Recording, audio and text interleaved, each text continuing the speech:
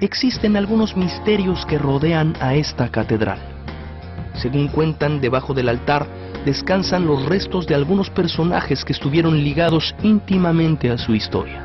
Quiero decirles que en la base de este altar se encuentran los restos del primer obispo de Mazatlán, don Miguel García Franco.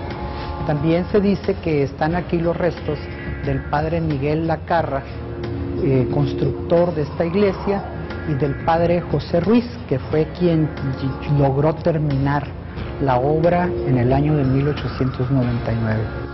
Lo que aún queda de aquellas épocas es esta catedral, que pudo ser construida en medio de una laguna gracias al esfuerzo de todo un pueblo.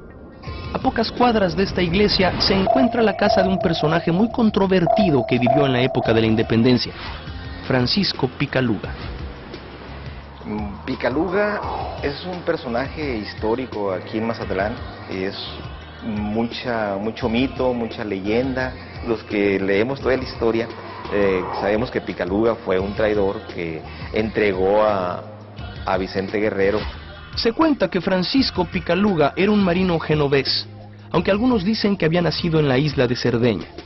Entre otras cosas, se dedicaba al comercio marítimo y tenía su propio barco, un bergantín llamado Colombo. Los mazatlecos estamos casi seguros que Picaluga vivió aquí en Mazatlán. Él se dedicaba a vender palos de Brasil.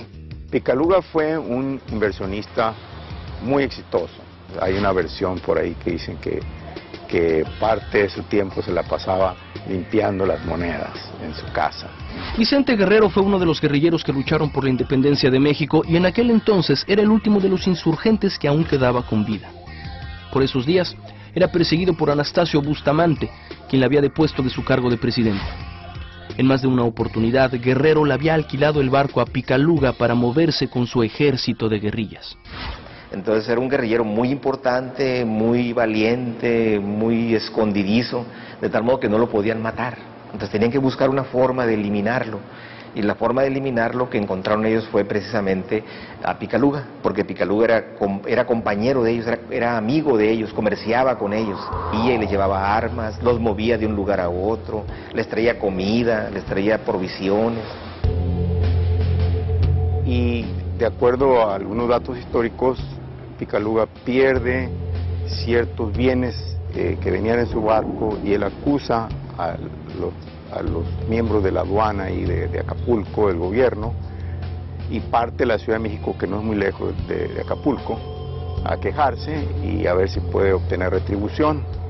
Cuando Bustamante oye eso, le dice, bueno, yo te pago lo que te debe el gobierno, si a cambio sabemos que conoces a Guerrero, todo lo que tienes que hacer es convencerlo y entregárnoslo.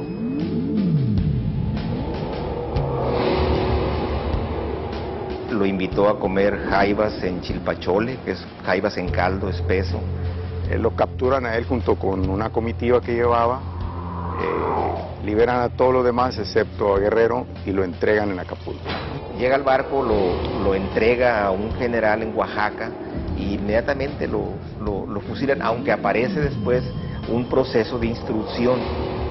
Muchos afirman que Picaluga se instaló en Mazatlán luego de haber traicionado al guerrillero Vicente Guerrero. Picaluga duró aquí 27 años en Mazatlán, de acuerdo con los datos que tenemos, o sea, de 1832 a 1859, cuando dicen que se mató. Estamos en el centro histórico, en la calle Constitución, una de las calles más antiguas aquí en Mazatlán, Sinaloa. La casa sería la que está aquí en la esquina, ¿no? Se ve al fondo, que es el lugar donde se suicidó. En esa casa lo encontraron muerto. Vivía aquí porque quedaba cerca de los muelles, ahí tenía su barco. Sin embargo, luego de la traición, la vida de Picaluga se convirtió en una gran leyenda y existen varias versiones sobre el final de su vida. Algunas inclusive cuentan que cruzó el mar para huir, quizás, de su propia historia. Hay otras versiones que había regresado a Génova, de donde él había nacido, y lo apresan, pero se escapa. Y también otra versión que estuvo en monasterio, y de ahí del monasterio se va. Hay otros que dicen que lo fueron a visitar allí al monasterio, pero no presentan más evidencia.